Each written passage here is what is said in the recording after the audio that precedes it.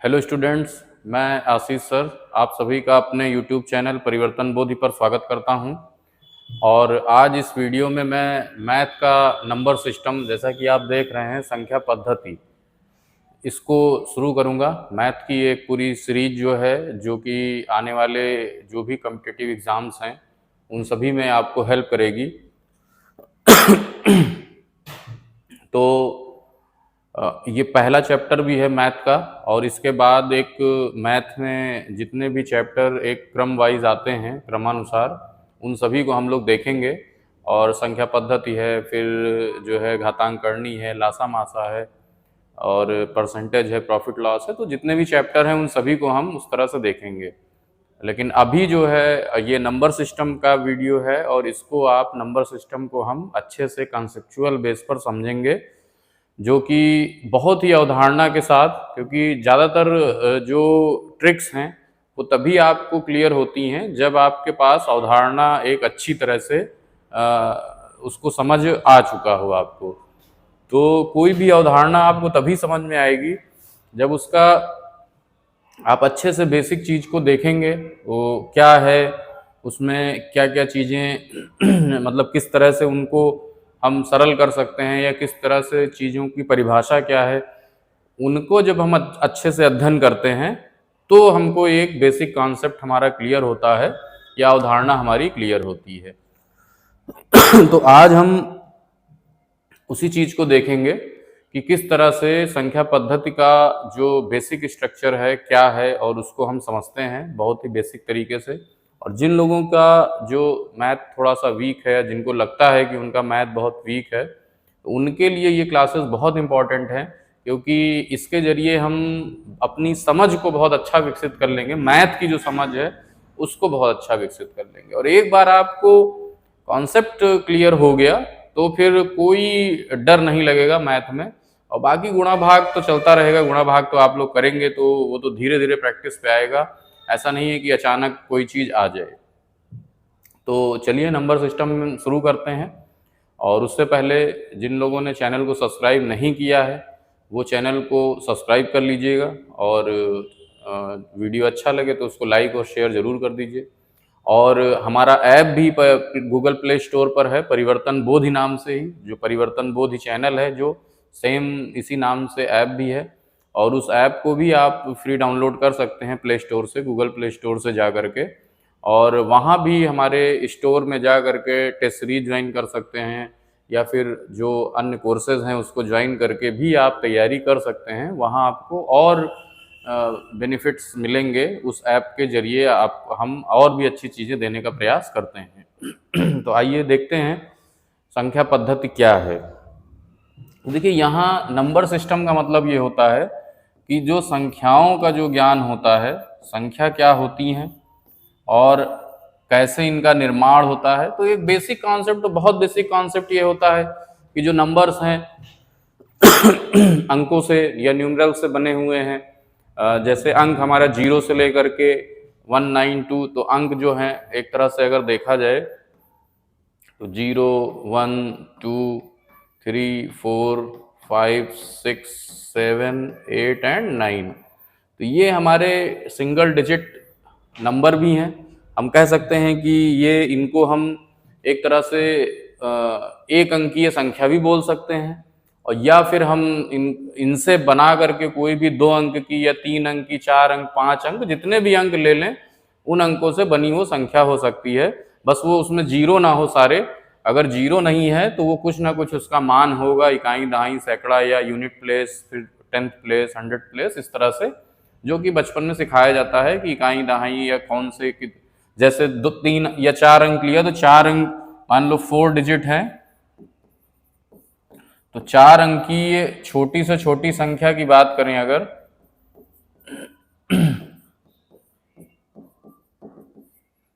तो हमारा सभी को पता है ये 4 अंकीय छोटी से छोटी हो गई। और अगर यही हम बड़ी से बड़ी की बात करें तो भाई 4 और 9 ले लीजिए, तो ये बड़ी से बड़ी बन गई। तो ये तो खैर अंकों का ज्ञान है। अगर डिफरेंट डिफरेंट नंबर्स हैं, कोई और नंबर्स हैं, तो उनको हम उस तरह से ले सकते हैं। जैसे मान लो हम कहें कि कोई भी एक नंबर हमने लिखा 78523, तो ये एक तरह से 78,523 है, जो कि हमारा 5 अंकीय संख्या है। अब 5 अंकीय संख्या में हर अंक का एक स्थानीय मान होता है और एक उसका जो है आंकिक मान होता है, या एक तरह से एक तो प्लेस वैल्यू हो गया, स्थानीय मान हो गया, और एक उसका जातीय मान या आंकिक मान या न्यूमेरिकल वैल्यू होता है। तो जैसे ये 7 है, अब 7 का अगर हम स्थानीय मान की बात करें कि किस स्थान पर है, इसका प्लेस वैल्यू क्या है, तो 7 के बाद 4 अंक इधर हैं, 4 जीरो हम ले लेंगे, इकाई दाई सैकड़ा हजार 10,000 यानी 70,000 इसका स्थानीय मान आ गया, प्लेस वैल्यू आ गया। लेकिन यही अगर हम कहें 7 का आंकिक मान क्या है, तो 7 का जो आंकिक मान है वो वही रहेगा। आंकिक मान मतलब न्यूमेरिकल वैल्यू या सजातीय मान भी इसको कहते हैं, तो वो 7 ही रहेगा। तो कभी कभी इनका डिफरेंस पूछ लेता है कि 7 का आंकिक मान और स्थानीय मान का अंतर क्या है, या 8 का स्थानीय मान और आंकिक मान का अंतर क्या है। तो इस तरह से क्वेश्चन जो है कभी कभी पूछ लेता है। तो बिल्कुल आसान, 70,000 में से हम वो 7 घटा देंगे तो हमारा स्थानीय मान आ जाएगा। तो ये चीज तो आसान थी, लेकिन अभी हमको बेसिकली देखना है नंबर्स के बारे में, या आखिर नंबर्स की क्या कैटेगरी है और कितने टाइप के नंबर्स होते हैं, उन्हीं को हमको देखना है अभी। तो देखते हैं। तो देखिए, अगर हम संख्या की बात करें तो संख्याओं को 2 भागों में बांटा गया है। अगर हम संख्या की बात करें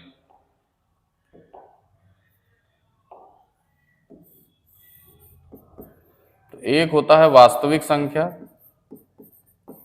और एक होता है काल्पनिक संख्या।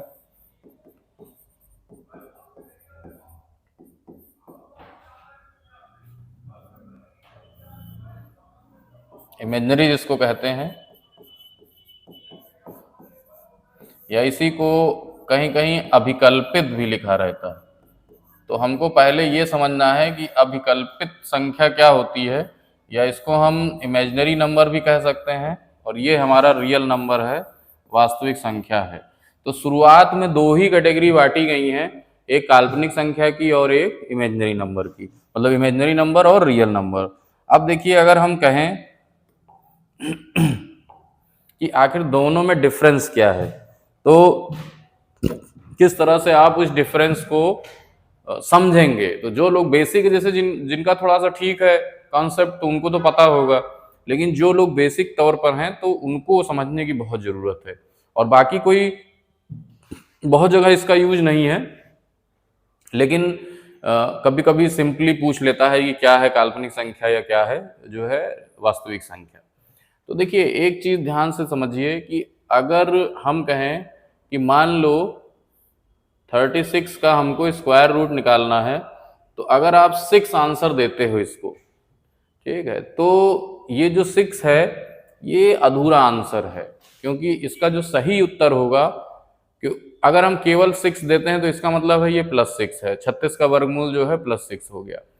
अभी हम कहें कि 6 का स्क्वायर करते हैं तो भी 36 आएगा, और अगर -6 का स्क्वायर करें तब भी 36 आएगा। तो इसका मतलब क्या हुआ कि ये 36 का जो रूट है वो +-6 होना चाहिए। तो इसलिए जो अधूरा आंसर था अब सही आंसर हुआ, यानी कि कोई भी परफेक्ट स्क्वायर नंबर है और अगर उसका हम रूट लेते हैं तो एक्चुअल में उसकी वैल्यू प्लस और माइनस दोनों में होती है।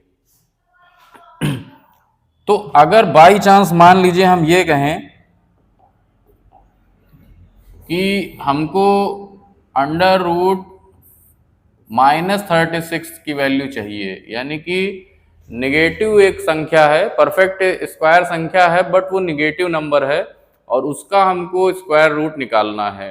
तो यहाँ फिर एक प्रॉब्लम होगी कि हम इसको -6 कैसे लिखें। तो यहाँ हम इसको फिर -6 नहीं लिखते हैं, फिर हम जो क्या करते हैं, इसको हम 6i के रूप में लिखते हैं, और i जो है वो रिप्रेजेंट करता है इमेजिनरी नंबर को, जहां जो है वो आई जो है वो एक अलग ही वैल्यू दे देता है, आई की जो वैल्यू हो जाती है वो √-1 हो जाती है।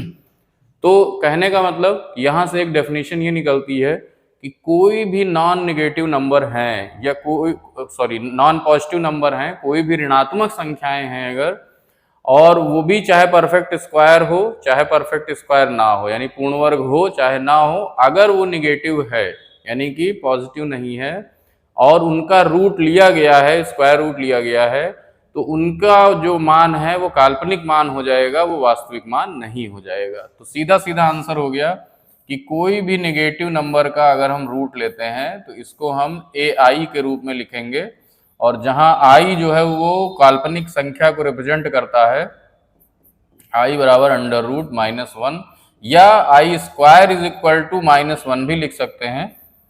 तो ये काल्पनिक संख्या को रिप्रेजेंट करता है। तो इनके अलावा जितने भी नंबर हैं, जो भी मतलब निगेटिव नंबर हैं, अगर उनका रूट है तो वो तो काल्पनिक हो जाएगा, और उसके अलावा जो भी नंबर हैं वो सारे के सारे रियल में आ जाएंगे। और रियल नंबर्स का ही हमको नंबर सिस्टम में पढ़ना है कि रियल नंबर्स की क्या कैटेगरी हैं, कौन कौन से नंबर रियल नंबर हैं और कैसे कैसे उनको बांटा गया है। रियल में फिर दो कैटेगरी होती हैं, रैशनल और इररेशनल, यानी परिमेय और अपरिमेय। तो आइए उसको देखते हैं, समझते हैं कि परिमेय और अपरिमेय क्या होता है। तो यहां देखिए, अगर हम रियल की दो कैटेगरी फिर करें तो एक को कहते हैं परिमेय संख्या यानी कि रैशनल नंबर, और दूसरा होता है अपरिमेय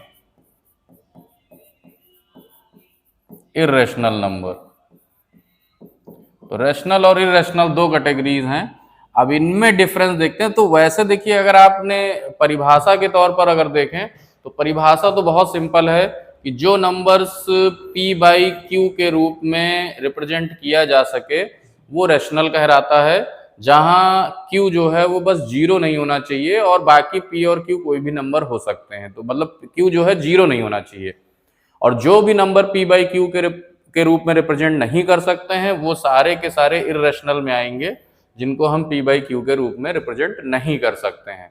तो जनरली जो परफेक्ट स्क्वायर नंबर नहीं है और उनका रूट जब लिया जाता है, जैसे √2 है, अब इसकी वैल्यू √3 है, इसकी वैल्यू √5 है, ये सब वैल्यूज जो हैं वो इररेशनल में आती हैं, क्योंकि इनकी वैल्यूज कहीं भी परफेक्टली लाई नहीं करेंगी। मीन्स कि ये वैल्यूज लगातार आती जाएंगी, इनका कहीं मान जो है ना ही रिपीट करेगा, नंबर कोई भी दशमलव के बाद ना ही रिपीट करेगा और ना ही जो है ये कहीं खत्म होंगे, टर्मिनेट होंगे। तो इनको हम p/q के रूप में कभी लिख नहीं सकते हैं, इसलिए उन नंबर्स को हम अपरिमेय संख्या कहते हैं, इररेशनल कहते हैं। बाकी ये वर्ड रैशनल आया इसी से है, रेशियो से, कि कोई भी दो नंबर्स का रेशियो अगर हम बना रहे हैं तो वो रैशनल नंबर हो जाएगा। बस जो नीचे का डिनोमिनेटर है q जो है वो 0 नहीं होना चाहिए। अगर ये 0 हो गया तो फिर ये इनफिनाइट हो जाएगी वैल्यू, तो वो फिर डिफाइंड नहीं हो पाएगी। बाकी एक पाई को भी हम इस कैटेगरी में रखते हैं क्योंकि पाई भी इररेशनल नंबर में ही आता है, रैशनल नंबर नहीं है। क्यों? क्योंकि पाई की वैल्यू भी लगातार निकलती रहती है और उसका भी कहीं अंत नहीं है अभी तक। बाकी हाँ, जैसे कहीं कहीं पाई इज इक्वल टू 22/7 यानी 22/7 लिखा रहता है, तो वो 22/7 सिर्फ एज्यूम की गई वैल्यू है। वो 22/7 जो है वो इधर आ जाएगी परिमेय में, लेकिन वो एक तरह से एज्यूम किया जाता है। 3.14 का मान है। अब उसको थोड़ा सा हम और डिटेल में समझेंगे, तो थोड़ा सा डिटेल में समझते हैं कि और कैसे समझ सकते हैं। तो देखिए, अभी हमने बताया रियल नंबर यानी वास्तविक संख्या के बारे में बात हो रही है,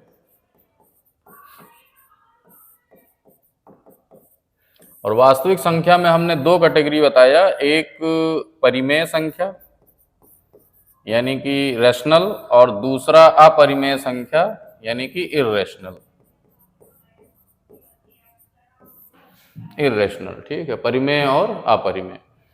तो अब देखिए थोड़ा और डिटेल में इसको समझते हैं। देखिए, जब कभी भी हम कोई नंबर ऐसा है जो दशमलव का है यानी कि जो डेसिमल नंबर है, परफेक्ट पूरा नहीं है, इंटीजर नहीं है, तो कोई भी जो डेसिमल नंबर होते हैं, दशमलव वाली जो संख्या होती हैं, तो उनके दो कैटेगरी होती हैं। एक शांत यानी टर्मिनेटिंग, उनको टर्मिनेटिंग नंबर्स कहते हैं,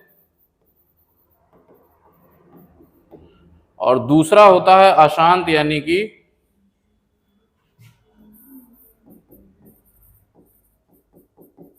नॉन टर्मिनेटिंग, यानी कि जैसे ये नंबर्स कभी रुकेंगे नहीं, इनकी वैल्यू। इसमें भी दो कैटेगरीज होती हैं।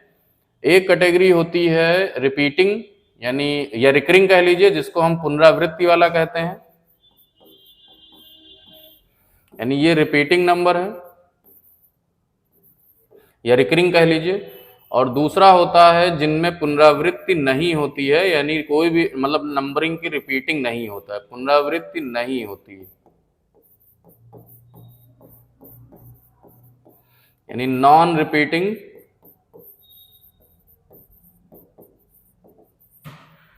तो देखिए यहां पर इधर जो हमने थोड़ा सा बनाया है कि एक तो शांत दशमलव है, जैसे फॉर एग्जांपल अगर हम शांत दशमलव का एग्जांपल लें, मान लो, तो अगर हम शांत दशमलव का एग्जांपल लें तो 0.35 है या 0.125 है, मतलब कोई भी नंबर है, 0.32 है, ये सब नंबर जो है वो शांत दशमलव हैं। अब जैसे पुनरावृत्ति वाले जैसे 0.333 अशांत हैं, यानी कि इनमें डैश डैश डैश लग गया। 0.2727 इस तरह से ये सब अशांत हैं, यानी कि इनकी वैल्यू जो है लगातार चलती जाएगी। 0.3636 इस तरह से कोई भी हो सकता है जिसमें रिपीटिंग हो। तो देखिए ये नंबर और ये नंबर, ये दोनों ही नंबर जो हैं वो भिन्न के रूप में लिखे जा सकते हैं, यानी p/q के रूप में रिप्रेजेंट किए जा सकते हैं। और वो चीजें आगे डिस्कस करेंगे जब हम दशमलव और भिन्न का चैप्टर पढ़ाएंगे। वो पूरा एक चैप्टर ये दशमलव का और भिन्न का। तो इस तरह का जो नंबर है वो रिपीटिंग नंबर है, और रिपीटिंग नंबर भी हम भिन्न के रूप में लिख सकते हैं। जैसे 1/3 की ही ये वैल्यू लिखी हुई है, इसको भी हम कन्वर्ट कर सकते हैं, वो उसका प्रोसेस अलग है, वो हम बताएंगे आपको।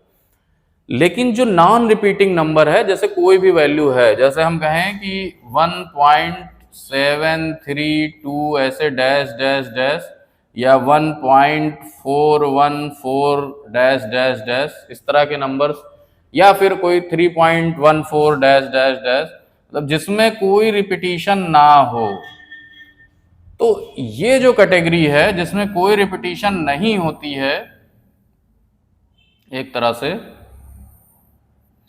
यही अपरिमेय संख्या है, ठीक है, क्योंकि इनको हम कभी भिन्न के रूप में नहीं बदल सकते हैं। अब यहां पर देखिए जो मैंने अभी लिखा है, जो अभी इसके पहले वाले में हमने बताया था √2 इस तरह से, ये देखिए √2 √3 √5, तो वो जो वैल्यू है ये √3 की वैल्यू है, ये √2 की वैल्यू है, ये पाई की वैल्यू है। देखिए अभी हमने पाई जो लिखा है यहाँ अपरिमेय संख्या, तो ये जो है ये पाई की वैल्यू है 3.14 ऐसे। तो ये निकलता जाएगा, अभी तक फिक्स नहीं है कि कहां पर खत्म होगा। और पाई एक्चुअल में होता क्या है, कोई भी हम सर्किल खींचते हैं, जब कोई भी सर्किल खींचते हैं हम, मान लीजिए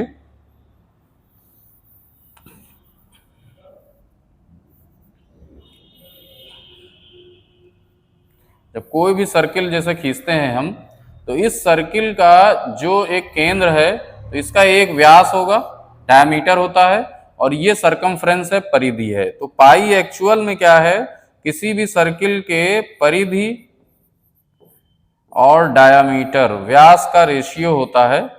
और ये हम चाहे छोटा वृत्त खींचें, चाहे बड़ा खींचें, चाहे और बड़ा खींच दें, सब में ये रेशियो सेम रहेगा और वही पाई की वैल्यू होती है। तो उसी को 22/7 एज्यूम कर लिया जाता है कि वो 22/7 है।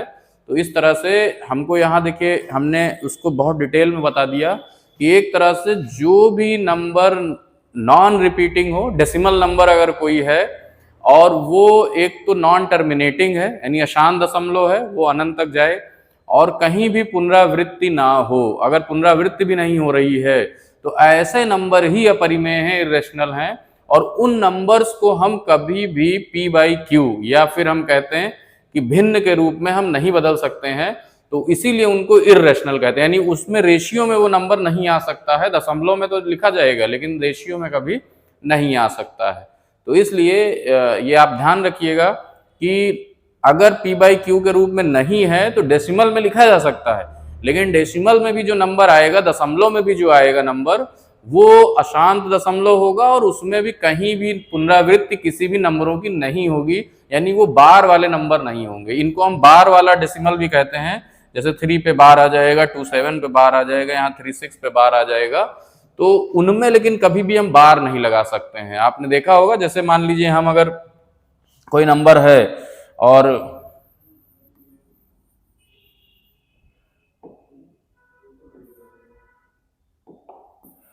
जैसे मान लीजिए कोई भी बार वाला नंबर है तो उसको तो हम बदल सकते हैं। जैसे हम कहें कि कोई नंबर ऐसे लिखा है, मान लो 5.37 पर बार लगा है, तो ये एक रिपीटिंग नंबर है। इसका मतलब ही होता है कि इसका मतलब है 5.3737 इस तरह से डैश डैश डैश, या फिर कोई भी हो सकता है 0. मान लो 352 तीनों पर बार लगा है तो इसका रिपीटिशन हो जाएगा, या शुरू में बार नहीं लगा है, मान लो 5473 है और इस पर बार लगा है, इस तरह से है। तो ये सब नंबर जो है ये सब रेशनल नंबर हैं, ये सब परिमेय संख्याएं हैं, परिमेय में भी आती हैं, क्योंकि इनको हम p बाई क्यू के रूप में हम बना सकते हैं, इनको p बाई क्यू के रूप में लिख सकते हैं, लेकिन जो रिपीटिंग नहीं होगा उसको हम नहीं लिख सकते हैं। तो ये तो था हमारा परिमेय और अपरिमेय के बारे में। अब हम देखते हैं परिमेय संख्याओं में भी कई कैटेगरी में बांट के पढ़ाया जाता है और उसी को इस चैप्टर में बेसिकली पढ़ना है। बाकी जो अपरिमेय संख्या पे क्वेश्चन है तो वो क्वेश्चन उतना नहीं आता है। जैसे बाकी हमने डिटेल देखिए इधर अभी बताया था, यहाँ पर देखिए क्लियर कर दिया था कि इर्रेशनल क्या है, रेशनल क्या है और काल्पनिक क्या है, तो उसको उसी चीज को हमने यहाँ पर और थोड़ा सा बेसिक किया। तो अशांत दशमलव में जो पुनरावृत्ति वाले नहीं है वही अपरिमेय संख्या बनती हैं, इर्रेशनल बनती हैं। तो ये वाली जो है ये वाली कैटेगरी इर्रेशनल हो जाएगी। ठीक है, तो आई थिंक समझ में आ गया होगा डिटेल में। तो नेक्स्ट देखते हैं कि जो हमारा परिमेय संख्या था, अब उस पर चर्चा करते हैं रेशनल नंबर पर कि परिमेय संख्या क्या क्या है।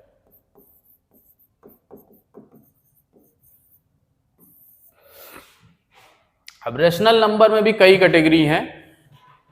कैटेगरी क्या, इनको जैसे पढ़ने के लिए बांटा गया है, जैसे प्राकृत संख्या या प्राकृतिक भी बोलते हैं उसको, नेचुरल नंबर है, फिर पूर्ण संख्या है, होल नंबर है, पूर्णांक है, इंटीजर है। तो उनके बारे में देखते हैं क्या क्या है, तो उसको पहले देखते हैं।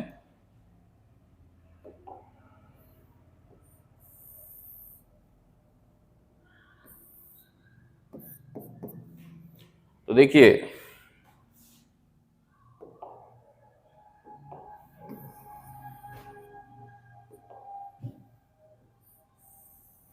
अलग अलग कैटेगरी में पहले आता है प्राकृत।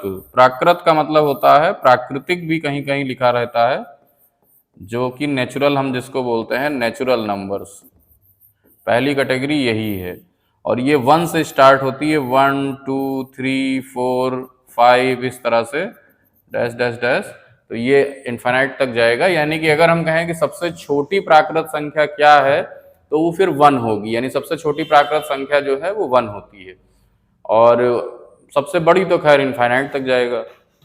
लेकिन इसमें 0 नहीं लिया जाता है और 0 से छोटी भी नहीं ली जाएगी, यानी निगेटिव नहीं ली जाएगी। तो ये प्राकृत संख्या होती है। जब हम पूर्ण संख्या की बात करते हैं, होल नंबर्स की बात करते हैं, पूर्ण संख्याएं जो हैं, होल नंबर्स जो हैं, तब हम जो है इसमें हम 0 को भी लगा देते हैं, यानी कि तब ये 0 से स्टार्ट होता है और ये फिर इनफाइनाइट तक जाता है। फिर अगर हम कहें पूर्णांक क्या है, तो यहां पर फिर पूर्णांक जो है, जो इंटीजर्स होते हैं, तो इंटीजर्स में 0 के दोनों तरफ आते हैं नंबर्स,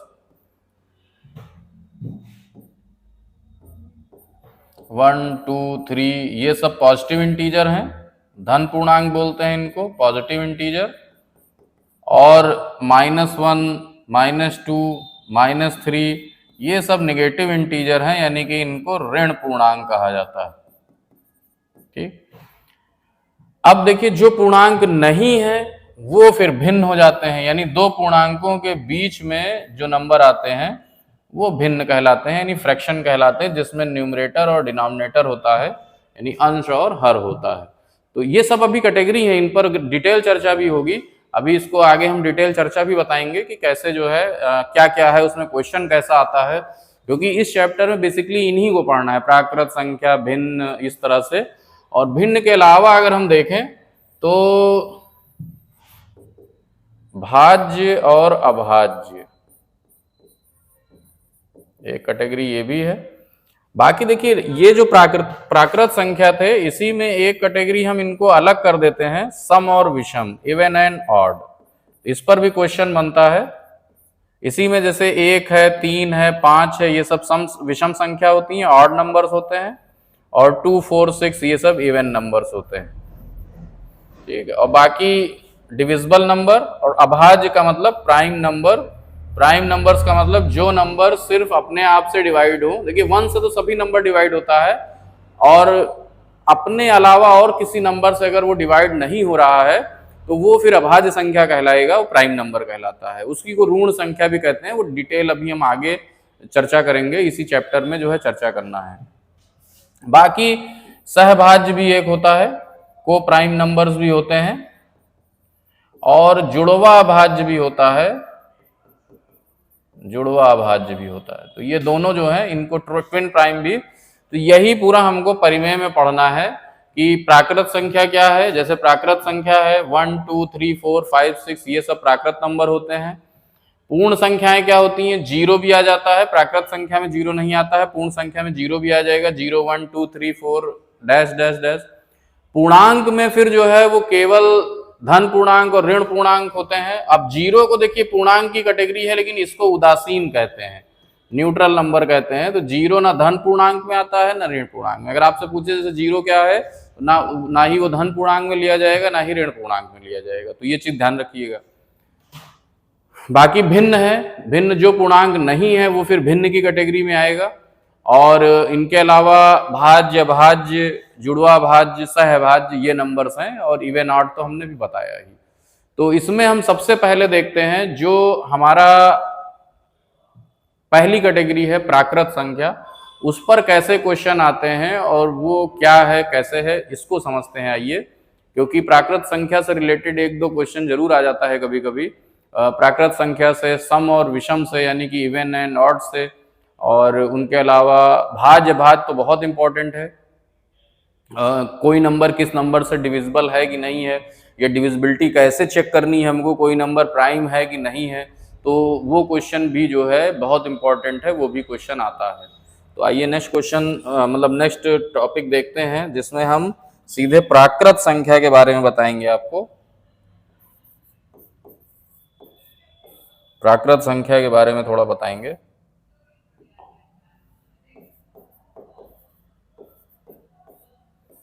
तो अभी जैसे हमने कहा कि 1 से स्टार्ट होता है, 1, 2, 3, 4, 5, 6 ऐसे डैश डैश डैश, ये सब प्राकृत नंबर हैं, नेचुरल नंबर।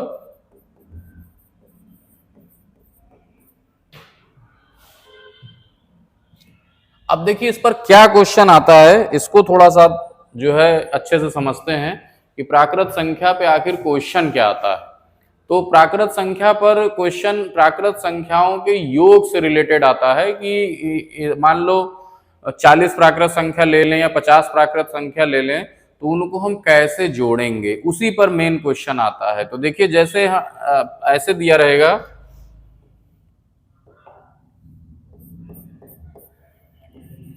प्रथम n प्राकृत संख्याओं का योग पूछता है। इसका मतलब यह है कि 1 से स्टार्ट किया हमने और सभी को जोड़ते चले जाओ, यानी कि जहां तक भी दिया है इस तरह से, और हमारा n तक हम जोड़ते चले जाते हैं, n तक इसको ऐड कर दिया। अब ये क्या होगा, तो फॉर्मूला सीधे सीधे बना हुआ है, और उस फॉर्मूले को हम ध्यान से देखेंगे।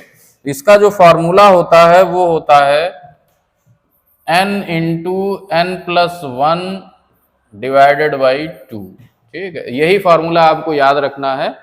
तो अगर प्रथम n प्राकृत संख्याओं के योग का फार्मूला अगर पूछता है तो जैसे देखिए फॉर एग्जांपल हम देखते हैं, जैसे कहे कि प्रथम 40 प्राकृत संख्याओं का योग क्या होगा।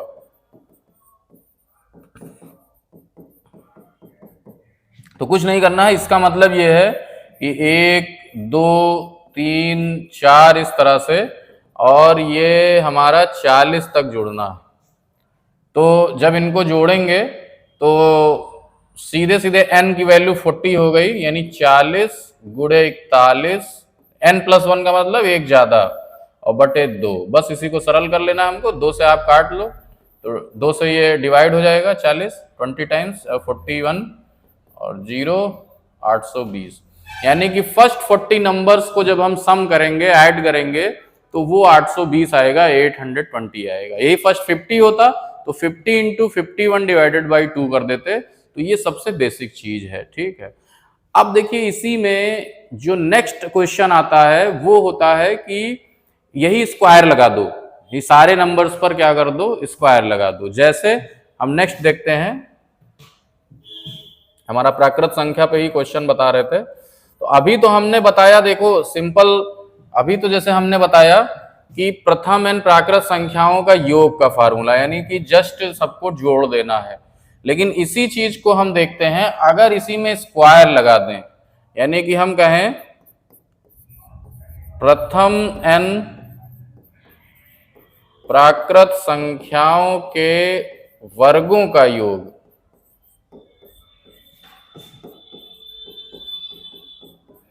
अब इसका मतलब ये हो गया कि सभी पर स्क्वायर लगा के जोड़ना है, यानी ये जो है हम सभी पर स्क्वायर लगा के जोड़ेंगे और ये हमारा n स्क्वायर तक आएगा। यानी कि ये जो है ये sum of the squares of first n natural numbers हैं। तो अब इसका भी फार्मूला अलग है, जैसे इसके पहले था sum of first n natural number, simple प्रथम n प्राकृत संख्याओं का योग, यानी इसके पहले जो अभी बताया ये सिंपल जो है फर्स्ट n नेचुरल नंबर्स का सम है।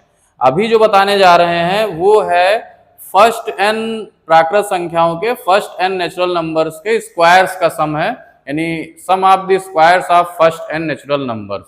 तो इसको देखिए कैसे करते हैं, इसका फार्मूला तो देखिए अभी तक n इंटू n+1 तो था ही, एक स्टेप और आ जाता है 2n+1 भी आ जाता है, यानी डबल करके एक जोड़ना है और डिवाइडेड बाई 6 कर देना है, यानी 2n+1 भी एक स्टेप और आ जाएगा बस। तो जैसे हम कहें, अगर हम कहें एक एग्जांपल ले लें कि जैसे एग्जांपल ले लें कि प्रथम 20, मान लो कह दे प्रथम 20 प्राकृत संख्याओं के वर्गों का योग बताइए।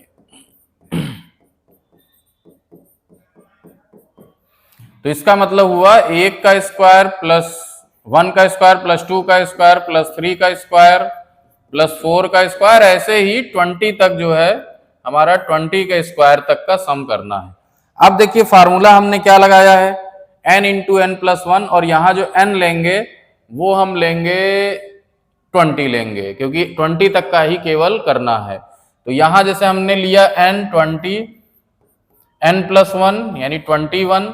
अब देखिए 2n+1 यानी 20 का डबल करना है, यानी कि 20 का डबल किया 40 और एक जोड़ दिया 41 डिवाइडेड बाई 6। इसी को हमको सरल करना है, बस हमारा आंसर आ जाएगा। और इसमें ये जो नीचे बाई 6 है ये हमेशा जो है ये डिवाइड हो जाएगा, हो सकता है एक बार में ना हो तो आप 2 बार में कर लेना। जैसे एक बार मान लो 3 से डिवाइड किया इसको और फिर 2 से डिवाइड हो गया ये, तो सीधे सीधे 10 इंटू 7 इंटू 41, बस 2870।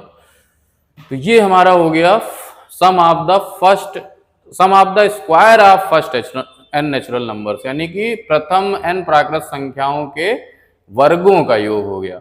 अब आइए देखते हैं, इसी में अगर वर्गों की जगह हम क्यूब कर दें, घन कर दें, तब क्या होगा, उसका भी एक फार्मूला है। तो जैसे प्रथम n प्राकृत संख्याओं के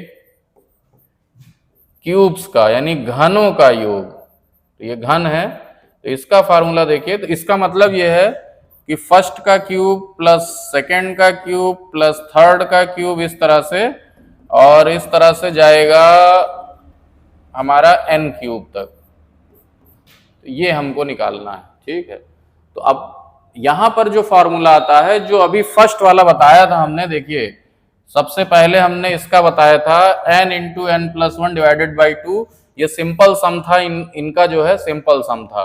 तो अब हम जो है यहां क्या करेंगे, इसमें हम जो पहला वाला था n into n plus one divided by two, इसी का बस कुछ नहीं करना है, होल स्क्वायर कर देना है, बस और कुछ नहीं करना है। जैसे फॉर एग्जाम्पल एक एग्जाम्पल लेते हैं कि प्रथम 15 यानी फर्स्ट 15 जो है नेचुरल नंबर्स के क्यूब का योग निकालना है। प्रथम 15 प्राकृत संख्याओं के घनों का योग निकालना।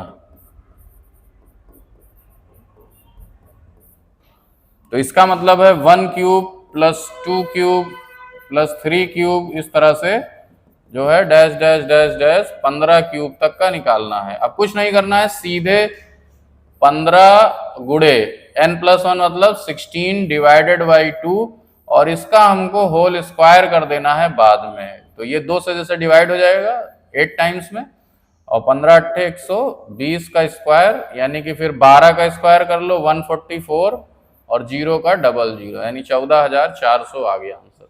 तो हमने 3 एग्जाम्पल आपको दिया, sum of first n natural number, sum of squares of first n natural number, and sum of cubes of first n natural numbers. ये तीनों हमने आपको बताया, इन तीनों पर एक ना एक क्वेश्चन जरूर आ जाता है कभी ना कभी, तो ये चीज ध्यान रखिएगा। और बहुत सिंपल फार्मूला है। हाँ देखिए, एक इसमें बहुत इंपॉर्टेंट चीज बताने जा रहा हूं, जब कभी बीच में से पूछ ले, जैसे कह दिया 10 से 20 तक का, या 15 से 25 तक का, या 20 से 30 तक, ऐसे पूछ सकता है। जैसे एक एग्जांपल आपको दे के बताता हूं। जैसे क्वेश्चन ऐसे देगा कि 10 से 20 तक की सभी, कहीं का भी दे सकता है, 10 से 30 दे सकता है, 10 से 50 दे सकता है, या 15 से 20 दे सकता है। ये तो जस्ट एक एग्जांपल हम बता रहे हैं। 10 से 20 तक की सभी प्राकृत संख्याओं के घनों का योग बताइए।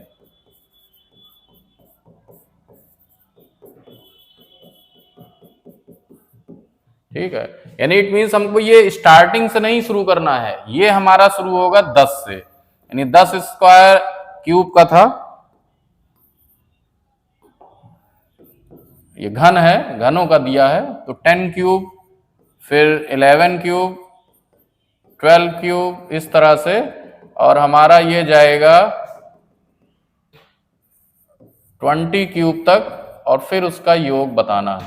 ठीक है, तो यहां देखिए, अभी जो फॉर्मूला अभी हमने बताया था क्यूब वाला, वो डायरेक्ट नहीं लगेगा, क्योंकि जो फॉर्मूला अभी बताया है वो डायरेक्ट तभी लगेगा जब वो स्टार्टिंग से होता, 1 से होता। तो यहां हम अभी डायरेक्ट फार्मूला नहीं लगा सकते हैं, तो हम इसको ब्रेक करके लगाएंगे। ब्रेक करके का मतलब कि हम स्टार्टिंग से तो निकालेंगे 20 तक, लेकिन फिर स्टार्टिंग से 9 तक यानी 9 तक, 10 से पहले तक का घटा देंगे। अगर हम ऐसे देखें, अगर हम स्टार्टिंग से निकालते, 1 क्यूब से निकालते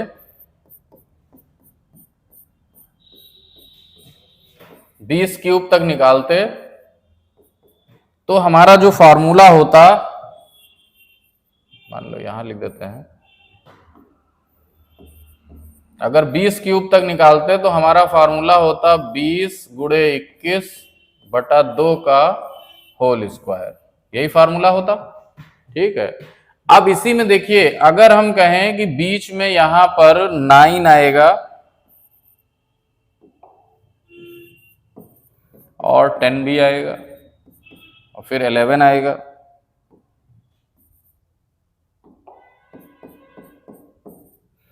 तो देखो ये पूरा 20 तक का निकल गया है। ठीक, अब देखो इस पूरे में से अगर हम इतनी वैल्यू माइनस कर दें तो हमारा 10 से लेके 20 तक का आ जाएगा, और ये 1 से 9 तक है, यानी कि इसमें से अगर हम माइनस कर दे 1 से 9 तक, यानी 9 इंटू 10 डिवाइडेड बाई 2 का होल स्क्वायर, अगर इतना हमने माइनस कर दिया तो हमारा आंसर आ जाएगा। कहने का मतलब कि 1 से 20 तक, मतलब हमको 10 से 20 चाहिए था, तो फ्रॉम फर्स्ट नंबर टू 20, मतलब प्रथम संख्या से 20 तक, और फिर प्रथम संख्या से 10 तक नहीं, 10 से पहले वाले यानी 9 तक निकालने के बाद उसको दोनों को माइनस कर देना है, तो हमारा आंसर आ जाएगा 1 से 20 तक। अब जैसे यही कहता है कि 15 से 25 तक बताओ, तो 15 से 25 तक का मान लो, अगर ऐसे क्वेश्चन आए कि 15 से 25 तक की सभी प्राकृत संख्या के वर्गों का योग बताओ तो हम क्या करेंगे, 1 से 25 तक निकालेंगे पूरा पूरा, और उसके बाद उसमें फार्मूला लगाएंगे अपना n into n plus one into 2n plus one divided by 6 वाला, तब वहां n 25 लेंगे, और फिर 1 से 14 तक निकाल के उसको उसमें से माइनस कर देंगे, तो 15 से 25 तक का आ जाएगा। तो ये कभी कभी बीच में से दे देता है, तो ये आप ध्यान रखिएगा। तो ये चीजें जो है, अब देखिए कैलकुलेशन आपको ही करनी पड़ेगी, ये जो गुणा भाग है ये आप ही को करना पड़ेगा। जैसे 2 से हमने इसको काटा 10, अब 21 210 का स्क्वायर करना है, और इधर मान लो 45 आ जाएगा, 2 से 5 टाइम चला जाएगा। अब इन दोनों को का वैल्यू निकाल के घटाना आप ही को पड़ेगा। अब जैसे 21 का स्क्वायर याद है तब तो आसान है, और यहाँ अब जिसको अब देखिए यहाँ मैंने कैसे 20-25 कर दिया, बहुत आसान है। तो मैं थोड़ा सा ट्रिक बताता हूं आपको। जैसे जिस नंबर के लास्ट में यानी इकाई का अंक 5 है, अगर उसका स्क्वायर आपको निकालना है तो वो बहुत आसान है। उसमें क्या करते हैं, ये 5 का स्क्वायर लिखते हैं, 5 का स्क्वायर 25, और फिर इस 4 में उसकी अगली नंबर से मल्टीप्लाई कर देते हैं, यानी 5 से मल्टीप्लाई कर देंगे। जैसे 4 है, 4 में 5 से मल्टीप्लाई कर देंगे तो 4 पंचे 20 हो जाएगा, 20 लिख देंगे, ठीक है। तो ऐसे बहुत सी ट्रिक है कैलकुलेशन की, उसका वीडियो मैं एक अलग बनाऊंगा पूरा कैलकुलेशन का ही, कि कैसे जल्दी मल्टीप्लाई कर सकते हैं, कैसे जल्दी स्क्वायर निकाल सकते हैं। तो वो एक स्क्वायर और क्यूब का एक पूरा है और कैलकुलेशन का ही पार्ट रहेगा, तो उसमें हम एक वीडियो आपको देंगे जिससे आप अपने कैलकुलेशन पार्ट को थोड़ा सा स्ट्रांग कर लें, कि और वो सभी के लिए है। तो यहाँ हमने अभी आपको प्राकृत संख्याओं के योग के बारे में बताया है। अब ऐसे ही देखिए, अभी जो हमने बताया था कि प्राकृत संख्या है, फिर सम विषम है, फिर पूर्ण संख्याएं हैं, पूर्णांक हैं, भिन्न है, भाज्य अभाज्य हैं। तो अब इसमें नेक्स्ट जो टॉपिक है वो है सम और विषम, इवन ऑन ऑड। तो उनका भी सम पूछता है, यानी कि प्रथम n विषम संख्याओं का योग पूछेगा। जैसे प्रथम 50 विषम संख्याओं का योग क्या होगा, या पूछ लेता है कि प्रथम 50 सम संख्याओं का योग क्या होगा। तो उनका भी क्वेश्चन इस तरह से आता है। तो जो हमारा नेक्स्ट वीडियो होगा उसको में हम सम और विषम के बारे में चर्चा करें। मतलब अभी ये फर्स्ट पार्ट है नंबर सिस्टम का, अभी ऐसे 2 पार्ट और आएंगे, तब हमारा पूरा नंबर सिस्टम फिनिश होगा, क्योंकि एक लंबा टॉपिक है, लंबा यूनिट है। अभी इसमें सम और विषम के बारे में बताना है, फिर उसके बाद में भाज्य भाज्य पर भी पूरा एक लेक्चर चलेगा, यानी प्राइम नंबर्स पर, डिविजिबिलिटी पर यानी कि विभाज्यता पर, और फिर फैक्टराइजेशन पर यानी गुणनखंड पर, तो वो पूरा एक लेक्चर होगा। तो इस तरह से 2 लेक्चर अभी और आएंगे नंबर सिस्टम के, तब आपका पूरा नंबर सिस्टम क्लियर होगा। और देखिए एक बहुत बड़ी चीज आपको बताता हूं, ये एक ऐसा चैप्टर है जो पूरा बैकबोन है मैथ का, क्योंकि थोड़ा सा बोरिंग चैप्टर है नंबर सिस्टम, बोरिंग टॉपिक्स हैं और थोड़ा कैलकुलेशन ज्यादा होते हैं, इसलिए लोग इस चैप्टर को स्किप करते हैं। लेकिन ये समझ लो कि एक तरह से अगर कोई लैंग्वेज है तो उनके जो अल्फाबेट्स हैं वो हैं, ये मैथ के अल्फाबेट्स हैं, पूरा नंबर सिस्टम समझ लीजिए। जैसे इंग्लिश में अल्फाबेट्स या हिंदी में अल्फाबेट्स बिना तैयार किए या बिना अच्छे से हम फिर पूरा लैंग्वेज पर पकड़ नहीं बना सकते हैं, सेम वैसे ही मैथ में अगर नंबर सिस्टम अच्छे से नहीं पढ़ा है तो फिर आगे फिर मैथ में बहुत दिक्कत आने वाली है, फिर वो जल्दी उस पर जो है हमारी पकड़ नहीं बनेगी।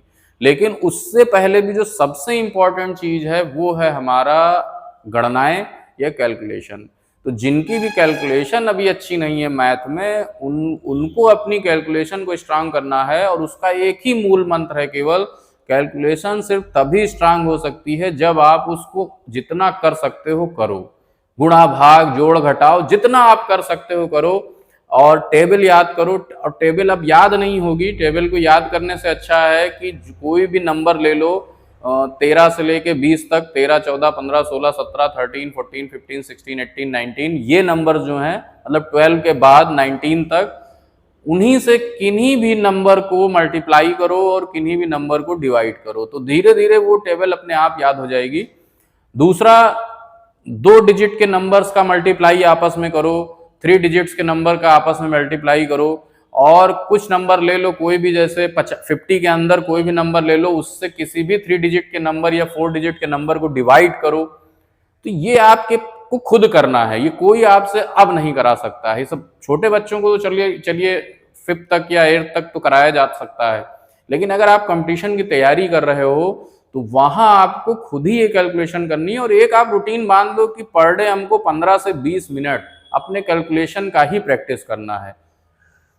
तो उससे आपका दिमाग तो शार्प होगा ही, माइंड शार्प होगा, आपकी मेमोरी भी अच्छी होगी, आपका जो कंसंट्रेशन पावर है वो भी अच्छा होगा।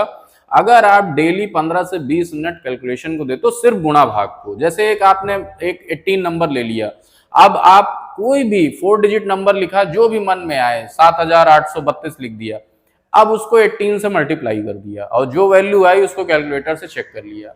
या फिर कोई भी नंबर लिखा, 9832 लिख दिया और उसको 18 से डिवाइड कर दिया और कैलकुलेटर से चेक कर लिया। गलती हुई है तो उसको फिर देख लो कहाँ गलती हुई है।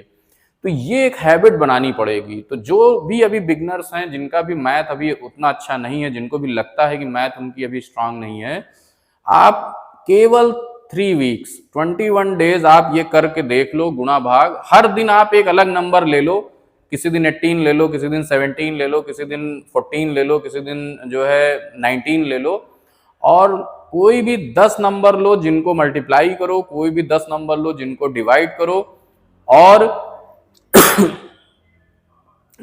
थोड़े 2-2 डिजिट के नंबर लेके उनको आपस में मल्टीप्लाई करो। तो इतना करने में आपको 20 मिनट लगेगा, 20 से 25 मिनट लगेगा, और ये आप बिल्कुल रूटीन में बना लो। जिनको कैलकुलेशन में अभी टाइम लगता है या जिनको ये गुणा भाग नहीं हो पाती है, काट पीट नहीं हो पाती है, तभी आगे फिर पढ़ने में मैथ मजा आएगा। वरना होता क्या है, बच्चों को लगता है कि हम चलो ट्रिक सीख लें वह हमको मैथ आ जाएगी। तो ये वैसे ही हो गया कि इंग्लिश के सारे पार्ट ऑफ स्पीच तो सीख लिया, बट वोकेबलरी के नाम पे कुछ नहीं है और ना ही हमको कोई स्पेलिंग पता है। तो जब आपको स्पेलिंग ही नहीं पता है किसी चीज की, तो फिर आप सेंटेंस कैसे बनाओगे, या कुछ भी सेंटेंस बनाते भी हो तो वहां स्पेलिंग क्या लिखोगे।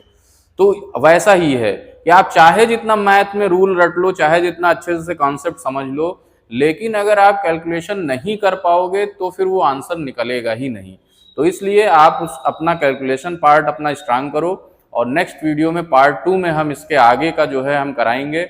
और फिर मिलते हैं नेक्स्ट वीडियो में। अगर वीडियो अच्छी लगे तो इसको लाइक कर दीजिएगा और शेयर भी कर दीजिए, और एक बार चैनल को जरूर सब्सक्राइब कर दीजिए जो लोग नहीं किए हैं, और प्ले स्टोर पे जाके हमारा परिवर्तन बोध ऐप भी प्लीज डाउनलोड कर लीजिए, और वहां भी हम अपने स्टोर में तमाम सारी चीजें डाल रहे हैं धीरे धीरे। वहां से भी आप बहुत बेनिफिट ले सकते हो और किसी भी कंपटीशन की तैयारी आप कर सकते हो। तो मिलते हैं नेक्स्ट वीडियो में। Thank you very much.